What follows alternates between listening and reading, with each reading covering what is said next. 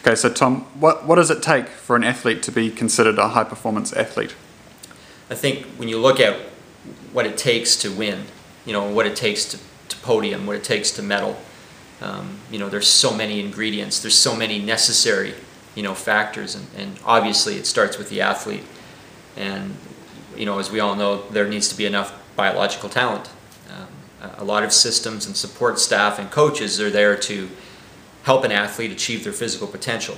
And therefore, the physical potential that exists within the athlete has to be high enough. And when you look at what that means to a lot of sports from a high performance perspective and what a high performance athlete needs to be to win, it means you have to have as many talented athletes available as possible. And so, in smaller countries, and that's always a challenge, when you're competing for scarce resources. So you need talented athletes, and equally you need talented coaches, and certainly, I've been privileged to have worked with over 20-some medalists and world champions over 18 years. And in every case, it was about talented athletes with some very talented coaches.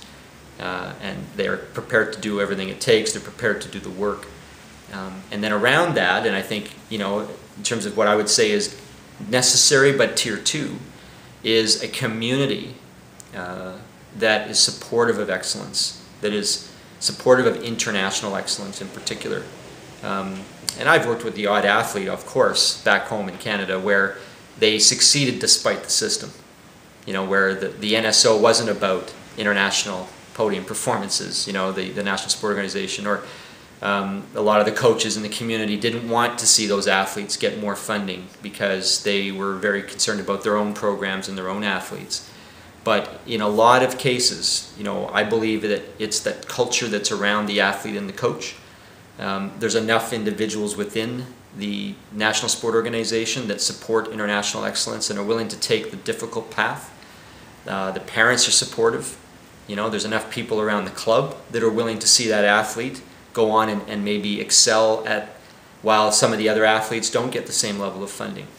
And so, those are some of the themes that I've learned over the years. And, I guess the terms that come to mind as I'm talking about what I think it takes, it's things like being okay with inequity, that in fact that the talented athlete that can win, we need to have the courage and the wherewithal to fund them at higher levels and to fund them earlier, and really treat them differently, and acknowledge that in every thoroughbred, I call talented athletes thoroughbreds, there's a number of workhorses that are required. They create training environments, they support the thoroughbred, and so we need to do enough, but not at the expense of ensuring that the thoroughbred is fully supported, fully funded, and I think those are some themes from what does it take. And I think it's having a few people that really understand and are committed, willing to take the difficult path, as I was saying, because it is hard.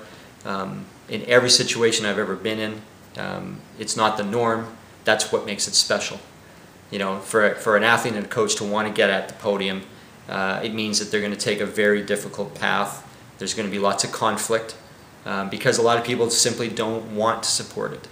And I think the opportunity in New Zealand, in my opinion, is that it's small enough that people can rally around and make a huge difference, whereas in big nations, it's very difficult for that to happen.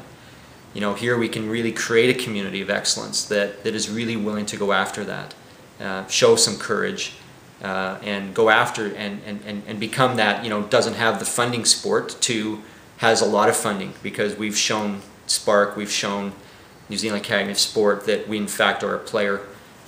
We're willing to take the difficult path, we're willing to roll up our sleeves and focus on the long term and do everything that it takes to win in the sport. And so those are some of the factors that I think are important in terms of seeing athletes on the podium at the international level.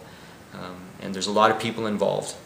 And while the coach and the athlete, as I said, are really the prime, constituents, the prime actors in this, it's an extended community that often can make a huge difference.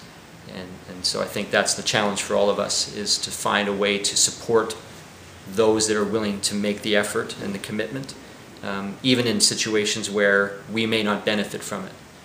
But we're willing to do that for the greater good, if you will, of the sport and we can all feel pretty proud of ourselves when the athlete does cross the line, does get, you know, the medal, so to speak, at that Olympic Games. And you know, I think that's where you get the gift, the benefit at the end.